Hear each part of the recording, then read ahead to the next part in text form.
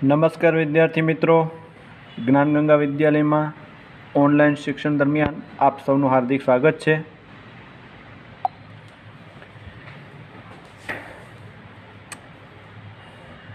આજે આપણે વિષય કોમ્પ્યુટરમાં પાઠ 6 રાઇટરનો પરિચય ભાગ 4 જોઈશું, જેમાં ભાગ 3ની અંદર આપણે રાઇટર વિન્ડોમાં આવતા મેનુ બાર ઉપર રહેલા વિવિધ મેનુમાંથી 3 જેટલા મેનુ, જેમાં ફાઇલ મેનુ, એડિટ મેનુ અને વ્યૂ મેનુ, એટલે આ 3 મેનુ, તેની ઉપર રહેલા કમાન્ડ, તેની શોર્ટકટ કી અને તેના ઉપયોગ વિશે જાણકારી મેળવી.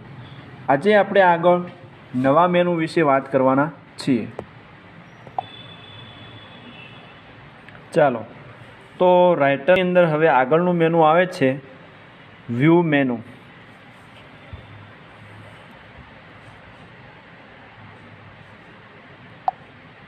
વ્યૂ મેનુ આપણે જોઈ લીધું છે. એ પછીનું મેનુ આવે છે ઇન્સર્ટ મેનુ. ઇન્સર્ટ એટલે ઉમેરવું, બરાબર. ટૂંકમાં અહીંયા કોઈ પણ વિગત ઉમેરવી હોય તો ઇન્સર્ટ મેનુનો ઉપયોગ કરવામાં આવશે, અને રાઇટર મેનુની અંદર રહેલો ઇન્સર્ટ મેનુ મારફતે દસ્તાવેજની અંદર ઓબ્જેક્ટ એટલે વસ્તુ ઉમેરવાની આપણને વિવિધ વિકલ્પ આપેલી હોય છે. તો ઇન્સર્ટ મેનુની અંદર ઉપલબ્ધ વિકલ્પમાં special character, section, header, footer, bookmark, table, pictures અને ઓબ્જેક્ટ, આવા અલગ અલગ વિકલ્પો જોવા મળે છે, જેના મારફતે આ કોઈ પણ વિકલ્પનો આપણે ઉપયોગ કરવો હોય, ઉમેરવો હોય તો ઇન્સર્ટ મેનુની જરૂરિયાત પડે છે, બરાબર. તો સામાન્ય રીતે કોઈ પણ મેનુને આપણે એક્ટિવેટ કરવું હોય તો કીબોર્ડ પરની કી અલ્ટર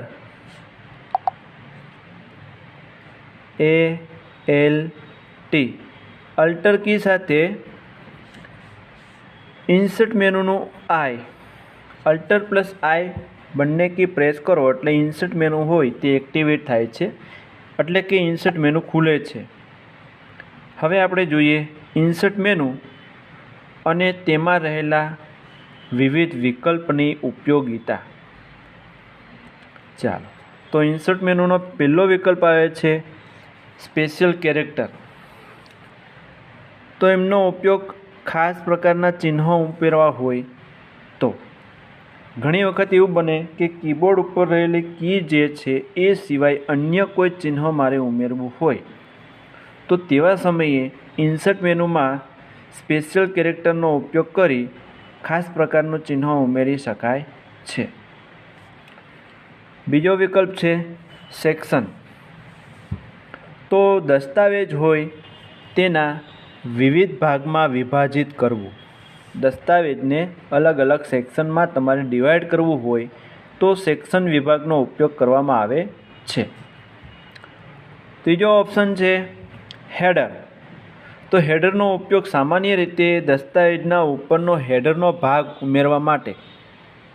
સામાન્ય રીતે આપણે એક બાજુમાં આકૃતિ દોરીએ છીએ, તેમાં સમજીએ તો પાઠ્યપુસ્તક હોય તો પાઠ્યપુસ્તકમાં સૌથી ઉપરનો ભાગ જે છે એ હેડર તરીકે ઓળખાય, મથાળો, બરાબર. તો આમાં ચેપ્ટર નેમ છે, XYZ વિગત ઉમેરી શકાય. તેવી રીતે ચોથો વિકલ્પ છે ફૂટર.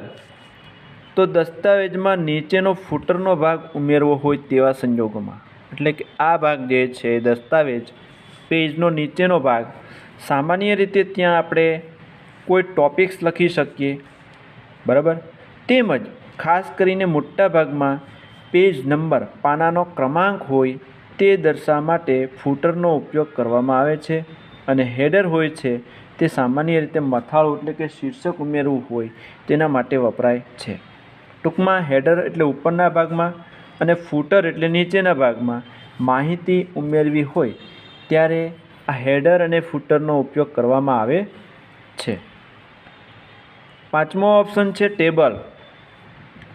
તો દસ્તાવેજમાં સામાન્ય રીતે કોષ્ટક એટલે કે ટેબલના સ્વરૂપમાં માહિતી ઉમેરવી હોય, બરાબર, તો તેવા સંજોગોમાં ટેબલનો ઉપયોગ કરવામાં આવે છે. ટેબલનું એક અહીંયા ઉદાહરણ આપણે જોઈ લઈએ. તો જો અહીંયા ટેબલની અંદર આડી લાઈન દોરેલી છે તેને રો કહેવાય, બરાબર, એટલે કે આને રો કહીશું. અને ઊભી લાઈન જે છે એને કોલમ તરીકે ઓળખવામાં આવે છે. તો રો અને કોલમનો ઉપયોગ કરી ટેબલની રચના કરી તેમાં માહિતીને સંગ્રહ કરવામાં આવે છે. છઠ્ઠો વિકલ્પ છે પિક્ચર્સ.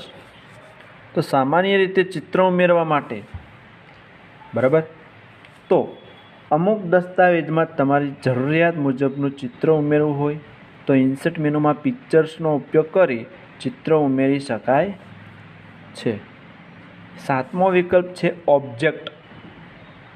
તો દસ્તાવેજમાં સામાન્ય રીતે વિવિધ પ્રકારની ચાર્ટ એટલે કે આલેખની રચના કરવી હોય, આલેખ ઉમેરવો હોય, ગાણિતિક સૂત્ર પ્રકારની વિગત ઉમેરવી હોય, તો તેવા સંજોગોમાં તમે ઇન્સર્ટ મેનુમાં ઓબ્જેક્ટ ઓપ્શનનો ઉપયોગ કરી આ વસ્તુ ઉમેરી શકીએ છીએ. તો અહીંયા આપણી પાસે ઇન્સર્ટ મેનુમાં 7 જેટલા વિકલ્પ, તેનો ઉપયોગ સમજ્યા. હવે આપણે આગળ જોઈશું ફોર્મેટ મેનુ.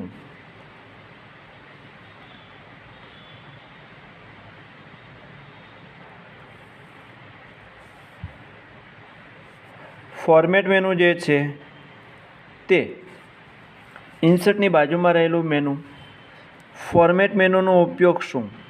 તો સામાન્ય રીતે દસ્તાવેજને આકર્ષક સ્વરૂપમાં તમારે ગોઠવવો હોય તો તેના માટે તેને લગતા વિવિધ વિકલ્પની રચના કરવાના ઓપ્શન ફોર્મેટ મેનુમાં રહેલા હોય છે.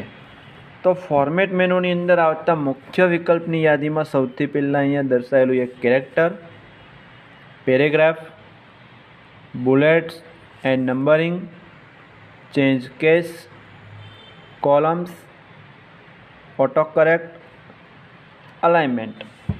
તો આટલા 7 થી 8 જેટલા વિકલ્પ આપણે અહીંયા અભ્યાસક્રમમાં દર્શાવેલા છે.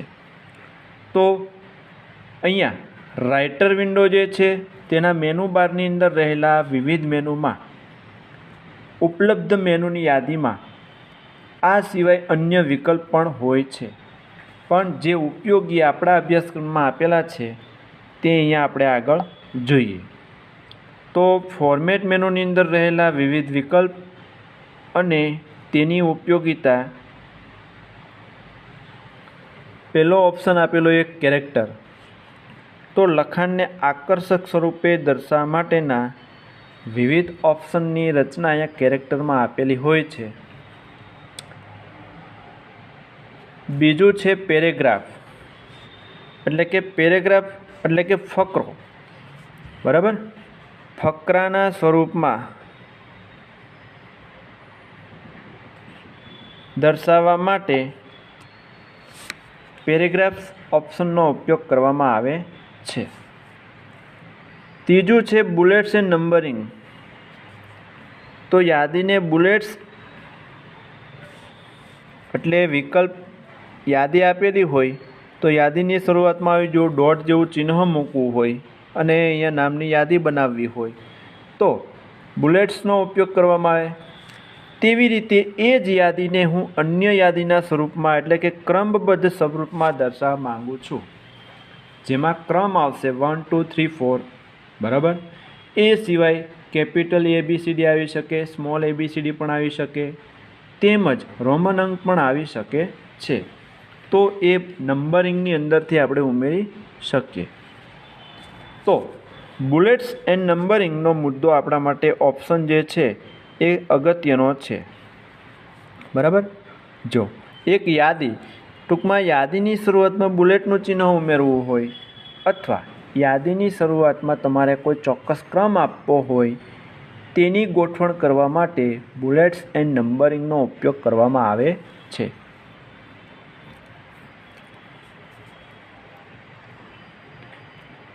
ચોથો વિકલ્પ છે ચેન્જ કેસ. ચેન્જ કેસનો ઉપયોગ સામાન્ય રીતે તમે જે લખાણ ટાઈપ કરેલું છે તેને તમે કેપિટલમાં સ્વરૂપમાં દર્શાવી શકો, સ્મોલમાં દર્શાવી શકો, ટાઇટલ કેસમાં દર્શાવી શકો. તો તમારી પાસે રહેલું લખાણ જે છે દસ્તાવેજમાં, તે લખાણને તમે સમગ્ર લખાણને કેપિટલમાં, સ્મોલમાં અથવા તો ટાઇટલ કેસમાં રૂપાંતરિત કરી શકો છો. તો સૌથી પહેલાં તમારા ડોક્યુમેન્ટમાં રહેલા તમામ લખાણને સિલેક્ટ ઓલનો ઉપયોગ કરી, એટલે કે આખો ડોક્યુમેન્ટ સિલેક્ટ કરી અથવા કોઈ ચોક્કસ ભાગ સિલેક્ટ કરી તેના ઉપર ચેન્જ કેસની અસર આપી શકાય છે. 5મો ઓપ્શન છે કોલમ્સ. તો પેરેગ્રાફને કોલમના સ્વરૂપમાં દર્શાવવા માટે, બરાબર, ફકરાને પેરેગ્રાફ છે એને કોલમના સ્વરૂપમાં દર્શાવવા માટે કોલમ્સનો ઉપયોગ કરશું. તેમજ એ વસ્તુ આપણે જે સમાચાર પત્ર હોય તેની અંદર કોલમની અંદર પેરેગ્રાફ જેવી રચના તમે જોઈ હશે, બરાબર. તો એનો ઉપયોગ અહીંયા આ રીતે કરવામાં આવે છે. 6થો વિકલ્પ છે ઓટો કરેક્ટ. તો ચોક્કસ પ્રકારના લખાણને આપમેળે સુધારીને દર્શાવવા માટે, બરાબર. હવે ઘણી વખત આપણે ટાઈપ કરતા હોઈએ છીએ ઇંગ્લિશમાં, ત્યારે તેવા સંજોગોમાં ઓટો કરેક્ટ ઓપ્શન જો એક્ટિવેટ હોય, ચાલુ હોય, તો તે સંજોગોમાં આપમેળે તમારું લખાણ જે છે એને પૂર્વ નિર્ધારિત સ્વરૂપનો જે સ્પેલિંગ હોય તેમાં લાવી આપે છે, પરંતુ ઓટો કરેક્ટની સુવિધા એક્ટિવેટ કરેલી હોવી જોઈએ. છેલ્લો ઓપ્શન છે અલાઇનમેન્ટ. અલાઇનમેન્ટનો ઉપયોગ સામાન્ય રીતે તમારા પેજની અંદર લખાણને ગોઠવવા માટેની માહિતી, પેજ ઉદાહરણ તરીકે અહીં આપણી પાસે છે, તો ડાબી બાજુ આપવું હોય તમારે તો અલાઇન લેફ્ટનો ઉપયોગ કરવામાં આવે. લખાણને વચ્ચે દર્શાવવું હોય તો અલાઇન સેન્ટર કરવામાં આવશે, અને જમણી બાજુ દર્શાવવું હોય તો તેના માટે અલાઇનમેન્ટ આવશે રાઈટ. તો આ રીતે 3 પ્રકારના અલાઇનમેન્ટ સિવાય એક જસ્ટિફાઈ અલાઇનમેન્ટ પણ આવે છે. તો જસ્ટિફાઈનો ઉપયોગ સામાન્ય રીતે કોઈ પેરેગ્રાફની રચના કરતી વખતે વાક્યના અંતમાં રહેલી જગ્યાને વ્યવસ્થિત પેજની સાઇઝ પ્રમાણે ગોઠવવા માટે જસ્ટિફાઈ ઓપ્શનનો ઉપયોગ કરવામાં આવે છે. તો અહીંયા આપણી પાસે ફોર્મેટ મેનુમાં રહેલા 7 જેટલા વિકલ્પ અને તેની ઉપયોગિતા પૂર્ણ થાય છે. પછીનું મેનુ આપણે આગળ જોઈએ.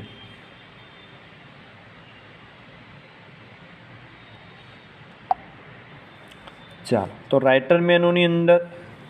રાઇટરમાં ઉપલબ્ધ મેનુ તરીકે ટેબલ મેનુ. તો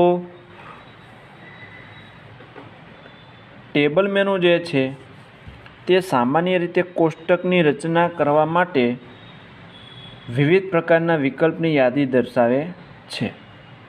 તો ટેબલ મેનુમાં કયા કયા વિકલ્પ અને એની ઉપયોગિતા તે આપણે જોઈએ. જો સૌથી અગત્યનો ટૉપિક છે કે રાઇટરમાં મારે કોઈ ટેબલની રચના કરવી હોય તો હું કઈ રીતે કરી શકું તે.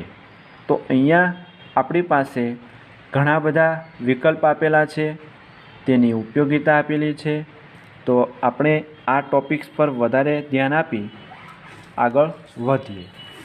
તો ટેબલ મેનુની અંદર સૌથી પહેલાં insert, delete, select, merge cells, split cell, merge table, split table, auto format, short formula, આવા લગભગ 10 જેટલા ઓપ્શન આપેલા છે. તે સિવાય અન્ય ટેબલની અંદર પણ વિકલ્પ આપેલા હોય છે. તો અહીંયા આપણે જે 9 થી 10 જેટલા ઓપ્શન આપેલા છે તેને સમજીએ. સૌથી પહેલું આવે છે ઇન્સર્ટ, બરાબર. તો ઇન્સર્ટની અંદર આપણે શું ઉમેરવું છે? ટેબલ સૌથી પહેલાં ઉમેરવામાં આવે છે, એટલા માટે અહીંયા યાદીમાં ટેબલ આપેલું છે. એક વખત ટેબલની રચના આપણે કરી દઈએ, બરાબર. આવી રીતે આપણે ટેબલ બનાવેલું છે, જેમાં રો કેટલી છે, કોલમ કેટલી છે. તો અહીંયા આપણી પાસે રો 1, 2, 3 કોલમ છે 1, 2, 3 અને 4. તો આપણી પાસે જે ટેબલ છે તે પ્રમાણે 3 રો અને 4 કોલમની યાદી આપેલી છે. બરાબર, આવું ટેબલ પહેલાં બનાવેલું છે. ટેબલ બની ગયા બાદ મારે એક નવી રો ઉમેરવી છે, તો એના માટે ઇન્સર્ટ મેનુમાં રો ઉપર ક્લિક કરવામાં આવશે. પણ રો ઉમેરવી છે તે ઉપર ઉમેરવી છે કે નીચે ઉમેરવી છે તેનો પણ અહીંયા વિકલ્પ આપેલો હોય છે, જે ઇન્સર્ટ મેનુની અંદર જોવા મળશે. અબોવ એટલે ઉપર ઉમેરવી અને બિલો એટલે નીચેના ભાગમાં ઉમેરવી. બરાબર, પછી આવે છે ઇન્સર્ટ મેનુની અંદર કોલમ. અહીંયા માની લો કે એક નવી કોલમ મારે ઉમેરવી છે, તો એના માટે ઇન્સર્ટ મેનુમાં કોલમ પર જઈશું. કોલમની અંદર 2 વિકલ્પ આપેલા હોય. કર્સર જે જગ્યા પર હોય તે જગ્યા પરથી લેફ્ટ સાઈડ કે રાઈટ સાઈડ કોલમ કઈ બાજુએ ઉમેરવું છે તે નક્કી કરવું પડશે. બરાબર, તો જ રાઇટર પ્રોગ્રામની અંદર ટેબલ મેનુમાં રહેલું ઇન્સર્ટ તમને ચોક્કસ સ્થાન ઉપર કોલમ અથવા રોને ઉમેરી આપશે.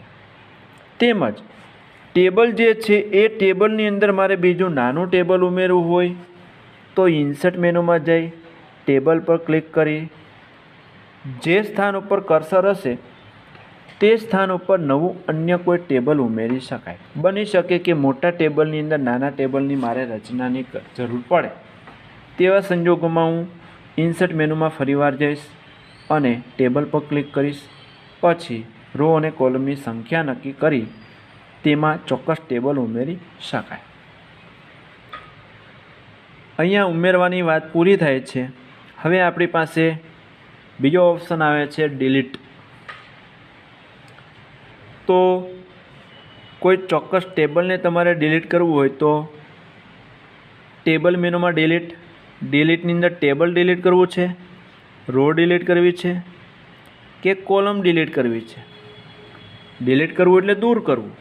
બરાબર, તો અહીંયા આપણી પાસે જે ટેબલ બનાવેલું હોય તેના ઉપર 3માંથી એક વસ્તુ પસંદ કરી તે વસ્તુ ડિલીટ કરી શકાય છે. ત્રીજો ઓપ્શન છે સિલેક્ટ કરવું. આપણી પાસે ટેબલ હોય તો ટેબલને સિલેક્ટ કરી શકાય, કોઈ ચોક્કસ રોને સિલેક્ટ કરી શકાય, કોઈ ચોક્કસ કોલમને પસંદ કરી શકાય, અથવા કોઈ ચોક્કસ સેલ ટેબલનો એક ભાગ રો અને કોલમ જ્યાં બંને ભેગા થાય અને ચોરસ બોક્સ જેવી રચના કરે તેને સેલ એટલે કે ખાના તરીકે ઓળખવામાં આવે છે. ખાનું. બરાબર, અને તે સેલ એટલે કે ખાનામાં માહિતીને ઉમેરવામાં આવે છે. પછી આવે છે 4 નંબર ઉપર મર્જ સેલ્સ.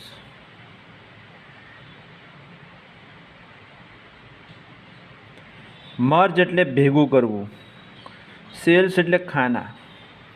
અહીંયા તમારી પાસે આ રીતે ટેબલ બનાવેલું છે. બરાબર,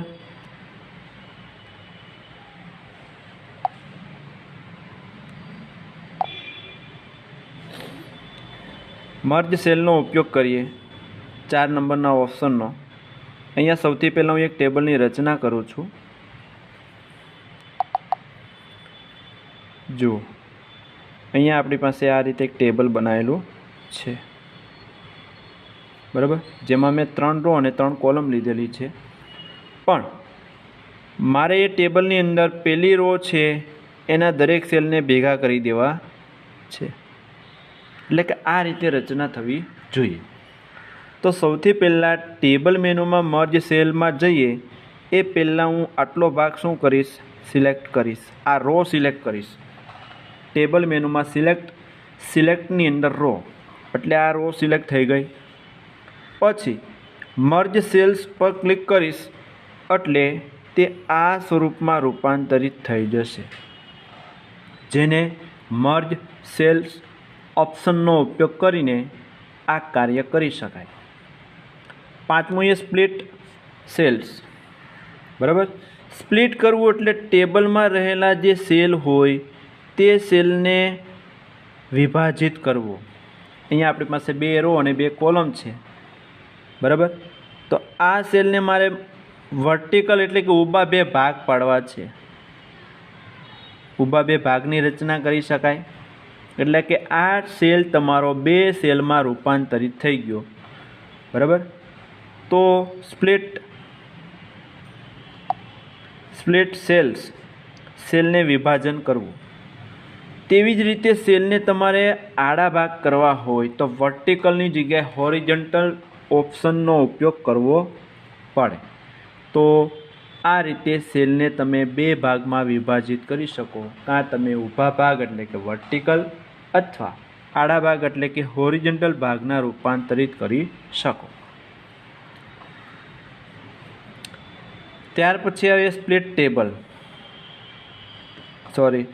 મર્જ ટેબલ, એક કરતાં વધારે ટેબલને ભેગા કરવા માટે. 7મો ઓપ્શન આપેલો છે સ્પ્લિટ ટેબલ, ટેબલને વિભાજિત કરવું. જે રીતે તમે સેલને ભેગા કરેલા હોય તેને ભાગ પાડી શકાય સ્પ્લિટ કરીને, તેવી રીતે ટેબલ હોય અને ટેબલને ભેગા કરી શકાય.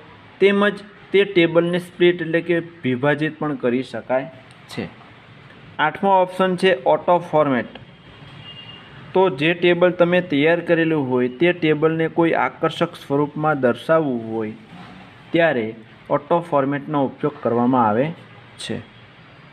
9 નંબર પર છે સોર્ટિંગ કરવું એટલે કે તમારી ટેબલમાં જે માહિતી હોય તેને ચડતા ક્રમમાં કે ઉતરતા ક્રમમાં ગોઠવી શકાય. બરાબર. તો અહીંયા તમારી પાસે બે ઓપ્શન આપેલા હોય. એક તો આપેલું હોય A to Z short ascending, ચડતા ક્રમમાં ગોઠવવા માટે. બીજો ઓપ્શન આ રીતે આપેલો હોય શોર્ટ ડિસેન્ડિંગ, જેના મારફતે તમે ઉતરતા ક્રમમાં માહિતીને ગોઠવી શકો. 10મું એ ફોર્મ્યુલા.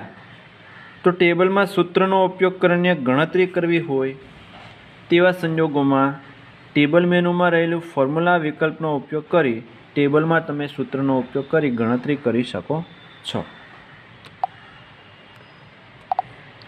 તો વિદ્યાર્થી મિત્રો, આજે આપણે ફરીવાર 2 થી 3 જેટલા મેનુ જોયા. મેનુની અંદર રહેલા વિવિધ પ્રકારના ઓપ્શનનો ઉપયોગિતા આપણે જોઈ. બરાબર. તો ફરીવાર રિવાઇઝ કરી લો કે આજે આપણે જેટલા બી મેનુ અને મેનુની અંદર રહેલા ઓપ્શન છે તેની યાદી આપણે 2 વખત તૈયાર કરશું. આજે આપણે જોયું ઇન્સર્ટ મેનુ, ફોર્મેટ મેનુ અને ટેબલ મેનુ. તો આ ટેબલ મેનુની થિયરી સૌથી અગત્યની છે, એટલે શક્ય હોય ત્યાં સુધી આ વિડીયો 2 વખત જોજો અને દરેક વસ્તુ સમજવાની કોશિશ કરવી. ઓકે, ચાલો બાય.